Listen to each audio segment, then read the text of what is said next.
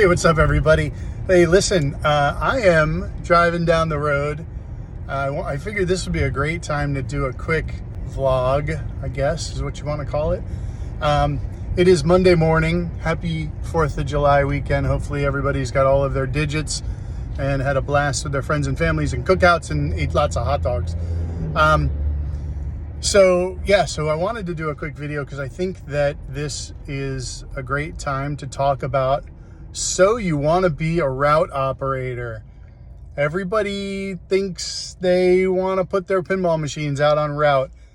You spend a lot of money, you buy these machines, they're sitting in your house, and you realize you don't play them nearly as much as you think you are.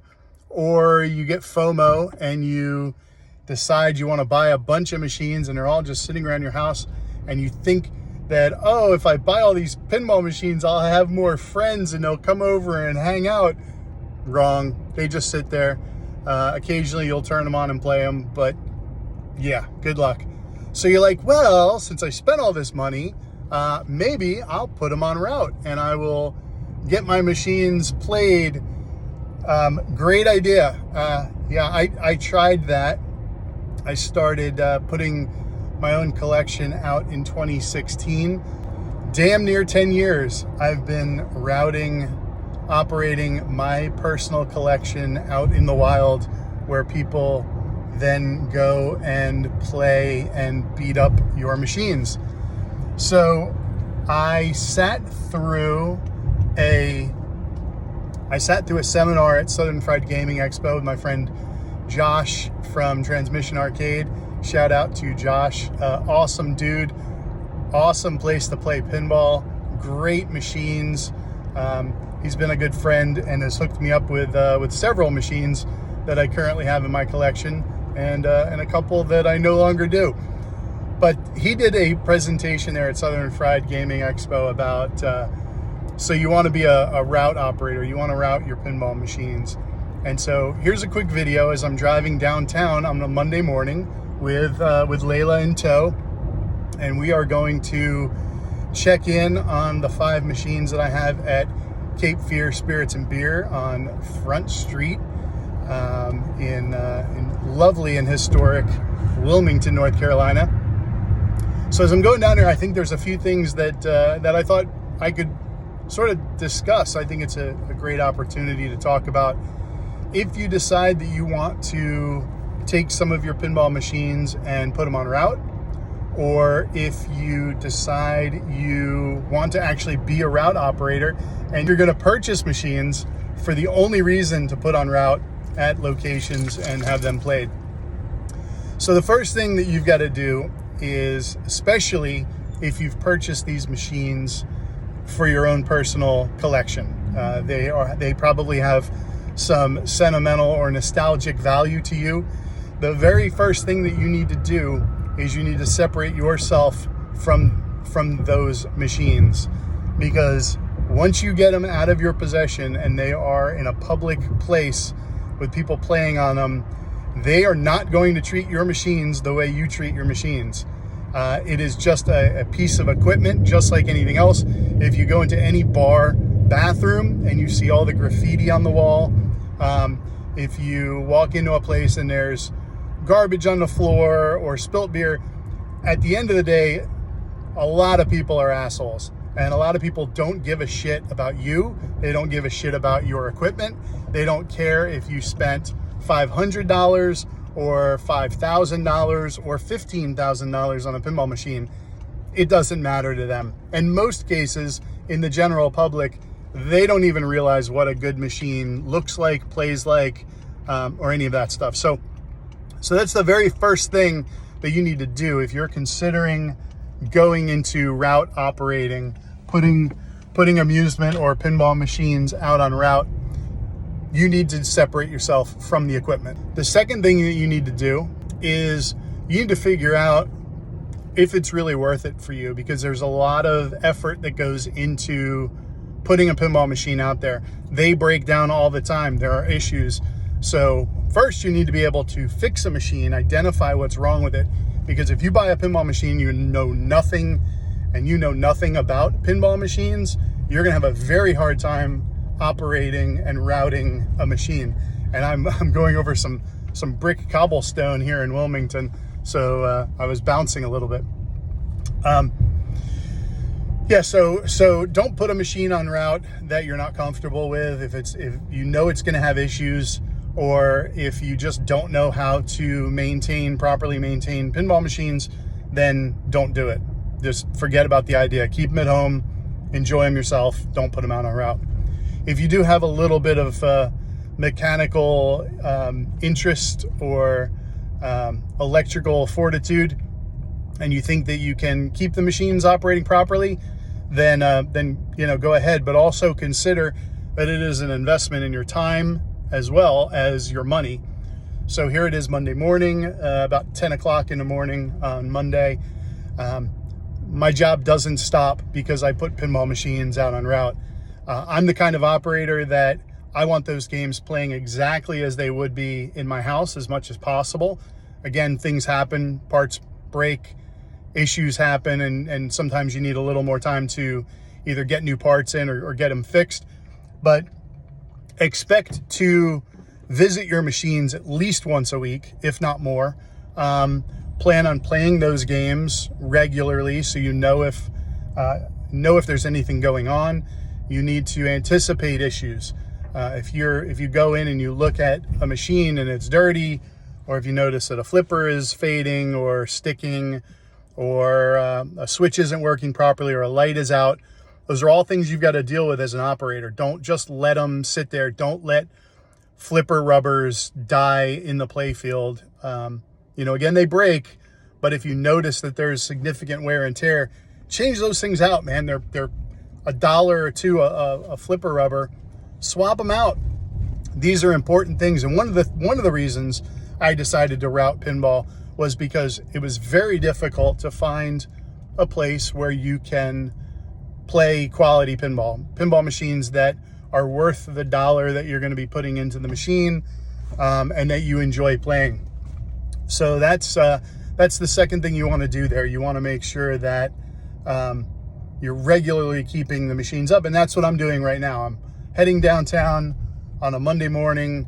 I'm going to inspect my pinball machines. I'm going to pull out the dollar bills and clean out the quarters so that they can continue to be played. And we're going to clean the machines.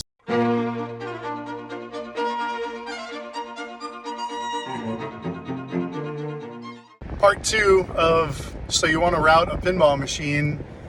I was gonna show some stuff while I was in there cleaning, but there was another cleaning crew in there cleaning the floors, and then the owner showed up, and I didn't want to look like a complete douche nozzle doing a live video in front of the machine. So instead, I didn't show.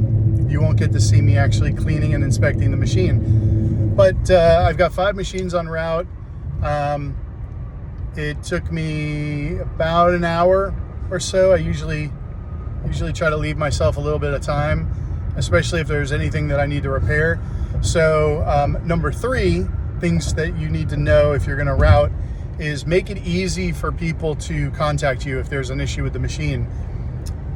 Hopefully you've got a lot of regular players, pinball competitors, people that are familiar with pinball machines and how they're supposed to play. If you've got those people, lean on them, because hopefully they're playing your machines a little more than the regular public, and they'll tell you if a bulb fell on the playfield, if a flipper rubber's broken, if a switch doesn't work, if a drop target doesn't work, if the flippers are saggy or they're sticking or whatever. They're going to be the first person to let you know, especially if you got leagues going on or you're playing tournaments there. They'll be the first person to let you know that there's something going on with your machine. But make it easy, right, Layla? Make it easy for people to contact you if there's an issue with the machine. I would say 90% of the time, they're not going to contact you. Even some of the staff at the locations where you've got your machines, they'll either just turn off the machine and not let you know, and then it's not earning for you and them until you get there and realize that it's been turned off, or something happens to the machine people continue to play it and it damages your machine somehow. So make sure that you've got an easy way for people to contact you. The next thing, I guess maybe step 4. Step 4 would be, again, make sure that you're keeping the machines playing. I may have mentioned this in the first part. One of the things that I wanted to make sure I was doing by routing my machines is making sure that they play as well as they can at all times. And I was always frustrated going into arcades and something was wrong with them. Whether it was a switch, a rubber that was totally worn out, a number of reasons, dirty play field. But those were reasons that I didn't like playing pinball out. And so when I decided to put my machines on route, I wanted to make sure that they all played just like they would be playing in my house. So, keep up with your machines. Make sure that you clean the play field weekly if they're getting a lot of plays. I would say on average, you want to make sure that you're cleaning the game every 50 to 100 plays. Probably even more than that if you're a little OCD like me. But, at least get in there every week if it's getting played, 50 to 100 times in that week, and clean, get every nook and cranny possible. Now, you don't have to do a deep clean every single time. Again, it really depends on how many plays it's getting. It also depends on the environment. If it's a dirty environment, a dusty, I had machines in an axe throwing place, and so there was always wood dust and that kind of stuff all over the machine. So you want to make sure that you keep the machine clean, keep the glass clean, keep the flipper rubbers clean, wipe them down. I'll go through quickly what I do when I go in, and again, I take, sometimes it's as little as 10 or 15 minutes per machine.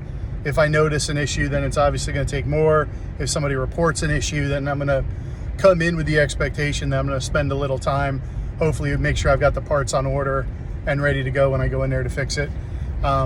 First thing I do is, obviously I pull out the money, make sure that the bill acceptors are working properly, that the coin mechs are working properly, nothing's jammed up. That would prevent you from collecting money. The next thing I do is I take off the glass and inspect the playfield. So I'll put a hand on every single playfield plastic ramp, switch, just a visual and physical inspection that all the screws are tight, that there's nothing loose or that would fall off. Inspect the rubbers, inspect the lanes, inspect the mechanisms, make sure there's no stuck balls, all of that stuff. Just a visual inspection of the playfield itself. I will frequently lift the playfield and inspect coil stops, end of stroke switches, other leaf switches I'll inspect to make sure that they're not damaged, bent, or broken. Because a lot of times you won't notice that a switch isn't working properly, or that especially an end of stroke switch. Stern has some reporting tools in their Insider Connected, but I don't really trust that very much. So I want to get my eyes and my hands on everything. So I'll lift the playfield probably twice a month, once a month, again, depending on the number of plays and the location. I then take a cleaning rag. So I like mill wax. I'm one of those old school guys. I prefer mill wax. It's a little harder to find. I know that there's a lot of other product out there that works just as well. You don't have to wax the playfield, especially if it's a modern game. You don't have to wax it. So you just want to get it clean, and you don't want to use a dry rag to do that. So I prefer the mill wax. I like it. Doesn't leave a whole lot of residue for me, but you can use Novus. You can use, whatever your preferred method of cleaning the playfield, as long as it's not abrasive and you're using a nice, clean and fluffy microfiber towel. You're not going to leave any scratches on the playfield. Micro scratches are the worst, especially when you do it to your own machine. So I do a full wipe down, clean. I'll clean the rubbers, because the rubbers get really dirty. They'll get a black film on there, the carbon buildup. So I'll just make sure that I get every area that's visible and easily accessible in a quick 15-minute clean. If I go a little deeper, I don't typically pull anything apart necessarily unless I have to, but there's a product called the Pin Snake. You can use a little Swiffer handle and get into some of the little areas where you can't reach by hand or get a microfiber in there. So again, I'll try to do that twice a month, once a month, depending on the number of plays. So give it a good clean, and then once you clean it, then take another dry, clean, fluffy microfiber towel and wipe down any residue, polish it up, make sure everything is nice and clean, there's no fingerprints, and it looks good and ready to play. So that's just quick. So again, you want to be an operator, leave yourself 20-25 minutes per machine to get in, inspect, clean, and make sure that they're playing properly.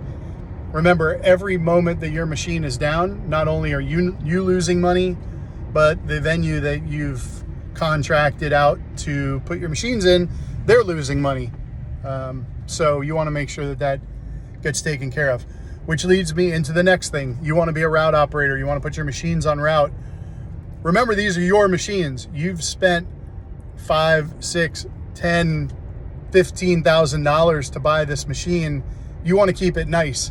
I will tell you that just simply by putting a machine on route, you can expect that you're going to get less on the resale value. Keep that in mind. People want to see shooter lanes. So go to shop.pinballfoundry.com and buy some shooter lane protectors.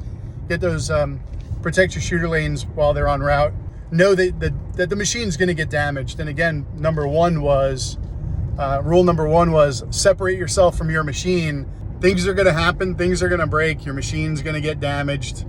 People are going to scratch it. People are going to slam on the glass. They're not going to treat it nicely. They're going to spill beer on it. And you're going to have to deal with that.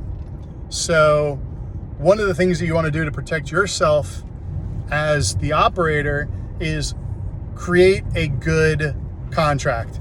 Now, a contract is only as good as the paper that it's written on, but a lot of times it gives your locations a sense of value.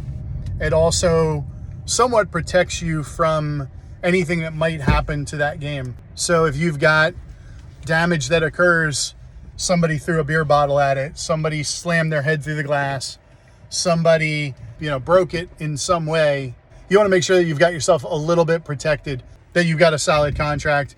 The contract should include your name, your business name. I would recommend registering it. You don't have to. Registering your business so that you're a little bit protected there.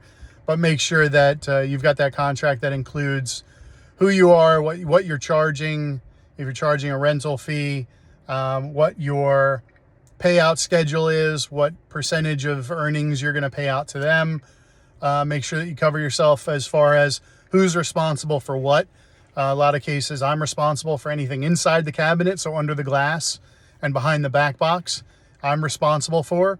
So basic wear and tear, cleaning, maintenance of parts, but they're responsible for anything that happens external to that. So if somebody scratches the cabinet, if they break the glass, if they put stickers all over it, anything that could happen externally, then the location is obviously responsible. And if there's a total loss, make sure that you have something in your contract that explains how you're going to go through that process, whose insurance is going to cover the damage and the loss, how are you going to get your machines back if the business closes down. So all of these things are very important to think about when you're creating this contract and agreement with the venue. You can have an accountant or somebody draft it for you. You can try to use AI. You can reach out to other operators and see what they're using to try to get some ideas. But that's really, really important. Again, if you're putting your high value equipment on route, you want to make sure that you've got some protection there. So that's really important.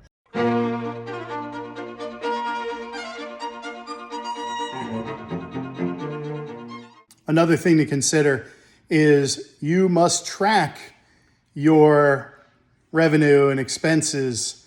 I use just a basic spreadsheet, but it tells me how much money I collect out of each machine at each regular cleaning or inspection. So maybe once a week, I've got a spreadsheet. It calculates out what that total dollar amount. So you don't want to necessarily use the number of plays on the machine. The modern machines have those audits. Some of the older ones, you're not going to get those kind of audits. So you want to make sure that you're tracking the number of plays that are going through it through the amount of money that's being spent on those games.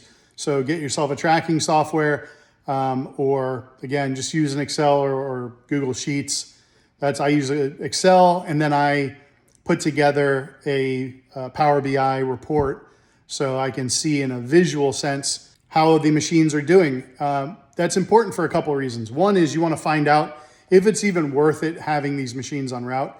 Two, it's going to tell you what machines are doing well and what machines aren't. So when you're buying new machines, you can make a better informed decision as far as is that type of game or that theme or that brand worth it? Is it going to do well? So you can start to anticipate and maybe predict what will do well and what won't. Also, what it's going to do is it's going to allow you to track your payouts for your venue.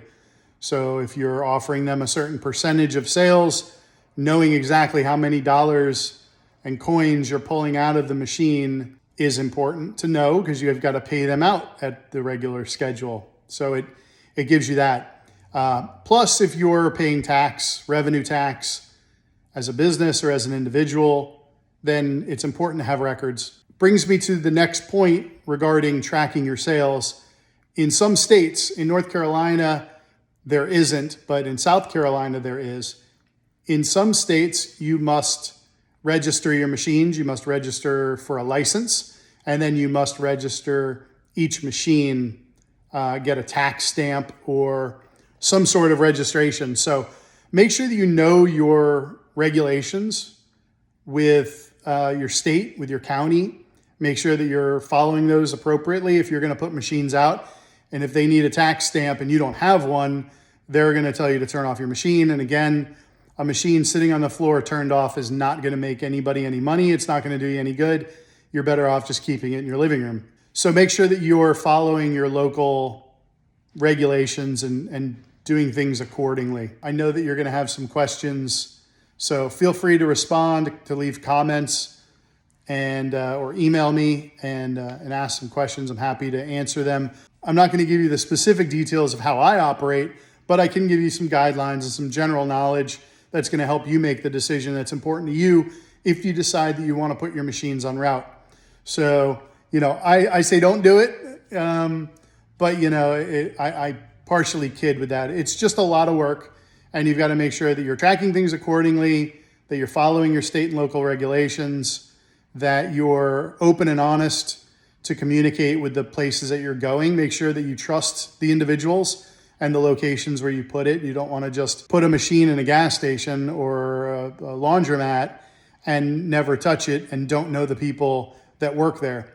It's important to have a good relationship, because then again, if something goes wrong or if you have issues, that's going to be important. Selecting the machines. Again, what works here in Wilmington, North Carolina may not work in Raleigh, North Carolina. It may not work in Houston, Texas. It may not work in San Francisco, California. So you got to just sort of get an idea. Don't be one of these guys that goes out and plays a couple events and then decides that you want to buy machines and put machines en route. So you just start buying up machines left and right. Make sure that you're not overextending yourself. Don't buy all Jersey Jack, collector's editions, because that's what the venue wants. But you as an operator and a pinball professional need to help guide them into what you think is going to work for them, and then back it up again with the numbers and the things that you're collecting. If you're going to have Insider Connected, make sure that it's enabled. Make sure that you've got a leaderboard. So now you're looking at time and investment in setting up the leaderboards and setting up Insider Connected Pro account, setting up a TV, in some cases, paying for that TV for your venue.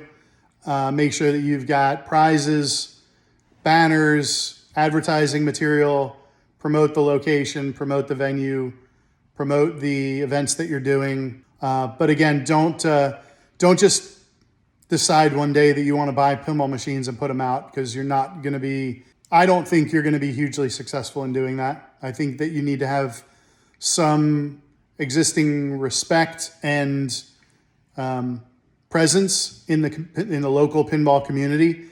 I think people will trust you a little more and trust your machines a little more if they know who you are and how you operate. So again, transparency with that is really important. So I think that pretty much covers some key points on routing and operating pinball machines. If you've got any questions, or if you want to learn more or need some advice, feel free to reach out. I'm happy to help. Just try to have fun. I'll catch you on the flip side.